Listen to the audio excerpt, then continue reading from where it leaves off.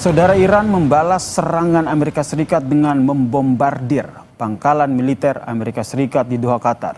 Lalu sekuat apa persenjataan dan pertahanan Iran di tengah serangan dari Amerika Serikat dan Israel? Kami membahasnya bersama dengan Adrianus Prima Manggala, pengamat pertahanan dari Lembaga KRIS. Selamat petang, Mas Adrianus. Selamat petang, Mas. Mas, kalau kita lihat Iran ini bisa dibilang dikepung begitu oleh Amerika Serikat dan juga Israel. Namun mereka tetap masih dikatakan masih mampu melakukan serangan balik, yaitu menyerang pangkalan militer Amerika Serikat di Doha. Anda melihat seperti apa kekuatan Iran sampai saat ini? Ya, seperti pernah saya sampaikan sebelumnya, Iran ini masih memiliki keunggulan geografis, yaitu wilayahnya luas. Jadi dia punya wilayah yang cukup luas sehingga dia bisa menempatkan peluncur rudal balistiknya itu di berbagai tempat ya. Jadi kalau kita agak mundur beberapa jam yang lalu, Angkatan Udara Israel tuh masih berusaha mencari peluncur-peluncur rudal balistik Iran yang ada di bagian barat wilayah Iran. Jadi ini sudah tidak bicara tentang Teheran lagi, tapi mungkin lebih dekat ke perbatasan Irak begitu. Kalau yang Anda lihat, bagaimana dengan pertahanan udara Iran sendiri? Apakah bisa mudah ditembus? Karena kalau kita lihat yang selalu terekspos di publik adalah serangan rudal dari Iran.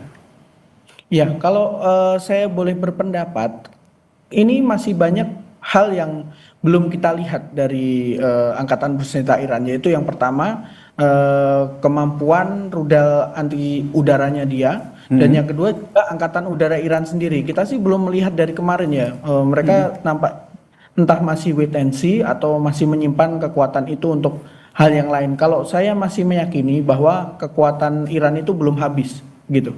Kekuatan Iran masih belum habis sehingga Anda melihat serangan balasan yang dilakukan oleh Iran akan terus dilakukan. Terlebih tadi sebelumnya kita sampaikan bahwa ada rudal dari Iran yaitu Khorramshahr dengan jarak 2000 km.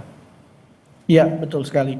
Memang apalagi yang serangan tadi ya, saya lihat memang ada sedikit perbedaan strategi dari serangan Iran sendiri, yaitu mereka berusaha supaya secara psikologis orang-orang Israel itu akan lebih lama berada di bunker. Jadi begitu alarm serangan udaranya sudah akan dimatikan atau baru saja dimatikan, mereka akan meluncurkan salvo rudal baru. Jadi memang ini kalau menurut saya masih bagian dari perang psikologis yang sebelumnya, terlepas dari gencatan senjata yang klaimnya sudah disetujui semua pihak ini. Oke, tadi sebelum kita berbicara soal gencatan senjata ini, namun Iran sendiri membantah begitu adanya gencatan senjata ini. Anda melihat sampai sejauh mana kekuatan militer dari Iran sendiri? Karena saat ini bukan hanya Israel yang akan menyerang, tapi ada Amerika Serikat di situ. Dan selama ini kita dipertontonkan hanya rudal begitu yang menjadi senjata andalan dari perang Iran ini.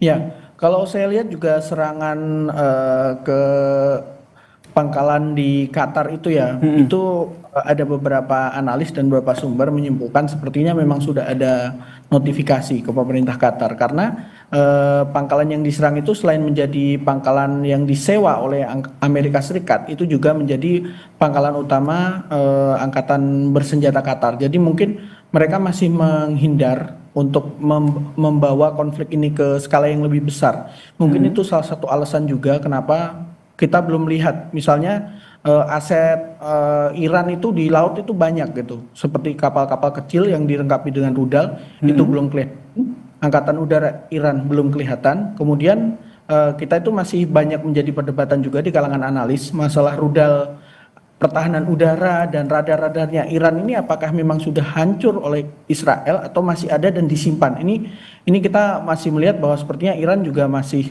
menyimpan beberapa kekuatan dalam perang ini.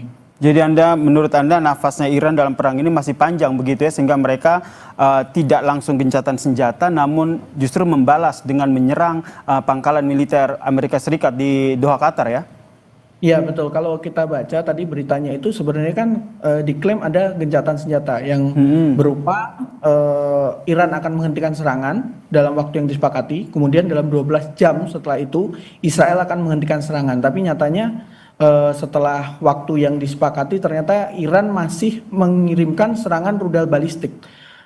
Dari beberapa klaim itu 2 rudal, memang jumlahnya tidak banyak, tapi kita masih menebak-nebak apakah ini dengan koordinasi dari Komando Sentral Iran atau memang ini adalah sebuah pesan bahwa mereka ya kami belum setuju dengan gencatan senjata ini begitu.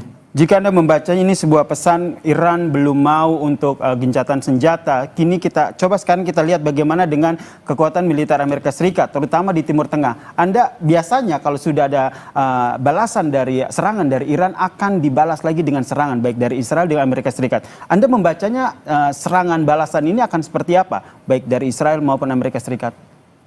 Kalau saya lihat ya, apalagi kita sedikit mundur ke belakang. Kemarin serangan ke fasilitas nuklir Fordo yang 12 bom itu kan ternyata setelahnya mereka masih ada serangan lanjutan yang ada analis yang bilang itu dari Amerika, ada analis yang bilang itu dari Israel ya.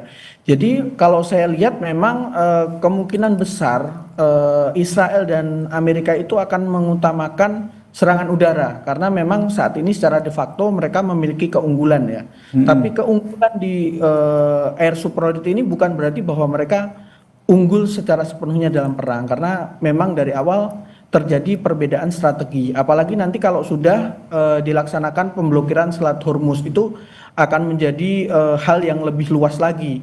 Karena tentu saja kalau sudah terjadi pemblokiran Selat Hormuz, mungkin bukan hanya Amerika yang bereaksi, tapi negara-negara lain juga akan bereaksi seperti itu.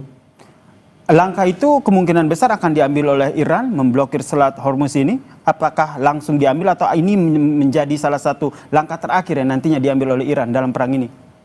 Ya, kalau saya lihat dari sudut pandang mungkin agak keluar sedikit ya dari militer. Kemarin Parlemen Iran sudah menyetujui untuk merekomendasikan kepada otoritas tertinggi Iran untuk pemblokiran Selat Hormuz dan hari ini mereka juga merekomendasikan untuk menarik diri dari pengawasan IAEA atau Badan Nuklir Internasional. Kalau saya lihat ini memang sepertinya arahnya Parlemen Iran itu mau mendukung bahwa mungkin taktik isolasionis ya, meskipun ini lebih ke masalah diplomasi ya dan hubungan internasional. Tapi kalau kami lihat sepertinya ini sementara masih dalam bentuk gertakan. Meskipun kalau kita bisa lihat kapal-kapal tanker minyak itu mulai berbalik arah. Bahkan yang agak mengejutkan kalau dari sisi yang kami bahas kemarin, tanker Cina yang seharusnya menjadi temannya Iran saja dia putar balik. Karena mungkin mereka masih mencoba menghubungi mungkin ya pemerintah Iran gimana nih tanker kami apakah diperbolehkan lewat atau belum. Kemarin salah satu hal yang menarik untuk diamati adalah tanker Cina itu pun dia berputar balik tidak melewati Selat Hormuz begitu. Menarik untuk dipantau begitu bagaimana akhirnya sikap dari Iran terhadap Selat Hormuz ini. Apakah menurut Anda dengan ditutupnya Selat Hormuz ini akan meredakan ataupun akan bisa menjadi salah satu upaya untuk gencatan senjata antara kedua negara? Nah, kalau saya lihat ya dari sisi sudut pandang militer ini adalah tentang bargaining saja. Meskipun kita harus fair juga menilai bahwa mungkin kalau dari kemampuan angkatan laut Iran akan susah untuk all out war atau perang total di Selat Hormuz. Jadi strategi mereka mungkin berfokus pada peranjauan untuk menutup jalur. Kemudian tentu saja salah satu yang akan merespon Amerika dan Inggris yang memiliki armada untuk anti ranjau di sekitar Selat Hormuz. Kemudian yang kedua yang tentu saja ditakuti oleh banyak orang adalah serangan rudal seperti yang dilakukan Houthi, serta satu lagi yang tidak dimiliki Houthi adalah kalau saya tidak salah ingat itu ratusan kapal-kapal kecil yang dilengkapi dengan rudal anti kapal. Yang itu tentu saja mereka akan bisa bersembunyi di tempat-tempat yang sempit untuk kemudian menembakkan rudalnya. Ini mungkin yang menjadi dasar kenapa kapal tanker Cina pun sampai balik arah di Selat Hormuz. Begitu. Ini yang salah satu menurut Anda yang dipersiapkan oleh Iran begitu. Kalau kita lihat tadi Iran, bagaimana dengan kekuatan militer Amerika Serikat terutama di daerah Timur Tengah? Anda melihatnya bagaimana? Ya, tentu saja secara umum mereka masih merasa kurang ya, makanya mereka mendatangkan kapal induk juga yang akan segera bergabung, menambah jumlah kekuatan di USCENTCOM. Jadi mereka memiliki komando sendiri di Timur Tengah. Tapi memang saat ini sebagian besar dari awal fokus mereka lebih pada kekuatan anti ranjau, pertahanan udara, dan juga pesawat untuk menyerang. Cuman memang kita belum melihat pesawat-pesawat tempur Amerika yang konvensional ya, bahkan yang F-35 memasuki ruang udara Iran. Jadi memang untuk pesawat tempur masih didominasi oleh pesawat tempur Israel begitu. Jadi kami juga melihat dari Amerika Serikat pun masih gimana ya, wait and see mungkin. Bagaimana sih serangan balasannya Iran? Karena ini pasti seperti itu yang terjadi. Iran menyerang dibalas Israel, Iran menyerang Amerika dibalas Amerika, begitu terus siklusnya itu. Yang jelas saling serang antara Iran, Israel, dan Amerika Serikat ini kita berharap segera damai begitu ya. Tidak terjadi lagi perang lagi. Terima kasih Mas Adrianus Prima Manggala, pengamat pertahanan Lembaga Kris, telah bergabung bersama kami di Kompas Petang. Salam sehat Mas. Salam sehat, selamat sore, terima kasih.